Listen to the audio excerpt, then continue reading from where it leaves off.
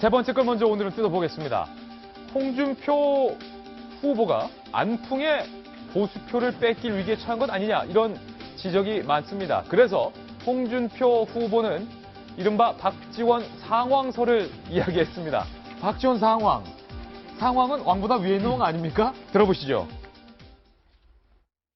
오늘 내가 들어보니까 박지원 대표가 홍준표 찍으면 문재인이 된다 그랬는데 안철수 찍으면 박지원 씨가 상황이 된다. 안철수는 허수아비고. 자, 박성규 전 대변인. 박지원 대표가 이런 말을 했었죠. 지금 홍준표 후보를 찍으면 네. 반대급부로 문재인 후보가 당선이 된다라는 말에 홍준표 후보가 발끈을 한 겁니다. 안철수를 찍으면 박지원이 상황이 된다. 사실입니까?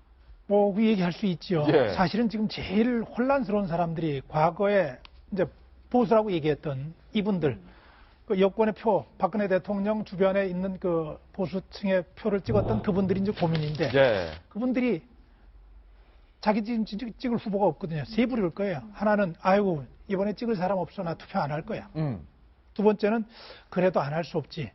그러면 내가 이제까지 쭉 밀어왔던 사람이 없으면 그럼 차선으로 누구를 해야 되는 거야. 그 차선에 대한 선택에 이미 들어간 거고요. 예. 세 번째는 그럼에도 불구하고 선거 이후에 재편을 생각해서라도 우리가 믿는 사람들 찍어줘야 돼. 여기 힘을 실어줘야 돼. 이게 셋으로 갈라져 있는 거거든요. 갈라져 있는데 지금 문제는 두 번째, 그러면 차선이 누구냐. 이거 가지고 벌어지는 싸움이거든요. 예. 저는 지금 홍준표 후보 얘기를 하셨는데 다 논리적으로 맞는 얘기죠. 안철수 후보를 찍으면 박지원이 상황된다고. 상황이 된다. 걱정도 맞을 텐데. 예. 저렇게 상대에 대한 저 공격이 아니고 지금 보수 재건을 목표로 해가지고 지금 나와 있기 때문에 예. 보수 재건이라고 하는 그 두루뭉술한 얘기가 말고 우리가 무엇을 어떻게 바꿀 수 있다는 얘기, 이 분명한 재건을 통해서 뭘 할 수 있다는 걸 얘기를 해줘야 되는데 그 예. 얘기가 좀 듣고 싶은 얘기가 전혀 안 나와요.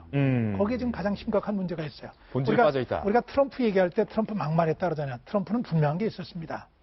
미국을 다시 위대하게 만들겠다. 그래서 미국의 현재 위치에 대해서 실망하고 좌절하고 있는 사람들의 마음을 흔들어 놨었거든요. 예. 지금 홍준표 후보 입장에서 저렇게 국민의당 안철수 후보랑 저렇게 각을 세우는 것도 좋지만 저기에 컨텐츠가 좀 실렸으면 좋겠는데. 메시지가 없다. 예. 아쉬움을 드러내셨군요. 그렇다면 과연 홍준표 후보가 처한 상황이 어떨까요? TK, 대구 경북, 보수의 핵심이라고 할 수 있는 TK 지역에서의 여론조사 결과를 저희가 한번 준비해봤습니다. 함께 보시죠.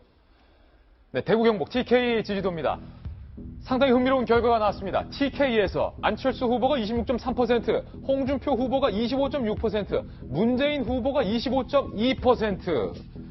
안철수, 홍준표, 문재인, 홍준표, 안철수, 홍준표, 문재인, 안철수 이 세 후보가 비슷하다는 거예요. TK에서. TK가 누구 하나 시원하게 밀어주는 건 없는 상황이라는 거고 또 하나 흥미로운 건 심상정 후보가 3.9%인데 TK에서 유승민 후보가 0%가 나왔다는 거. 이게 또 흥미로운 지금 대목이에요. 김병민 의원님 어떻게 해석해야 됩니까? 그러니까 바른정당의 위기를 정확하게 보여주고 있는 거죠.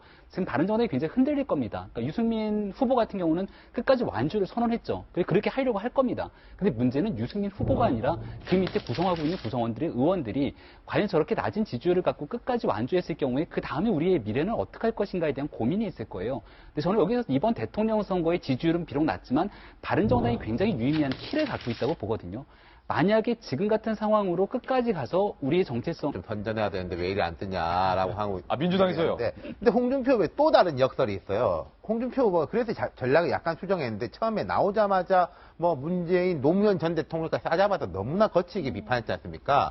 거기를 때리면 때릴수록 그 표가 좀 빠지는데 안철수한테 가는 거예요. 나한테 안 오고 그 표가? 그렇죠. 예. 그러니까 홍준표 후보는 위에는 안철수란 벽에 가로막혀 있어. 지금은 그러니까 이제는 둘 다 동시에 때리는 걸로 가는데 근데 그 안에 있는 표가 벽을 뚫고 올까? 거의 싸드네요. 두 개 동시에 때리면. 아까 조정기간 한 2주라고 말씀드렸는데 이런 벽이 무너지고 하는 데는 한 달, 두 달이 필요하거든요.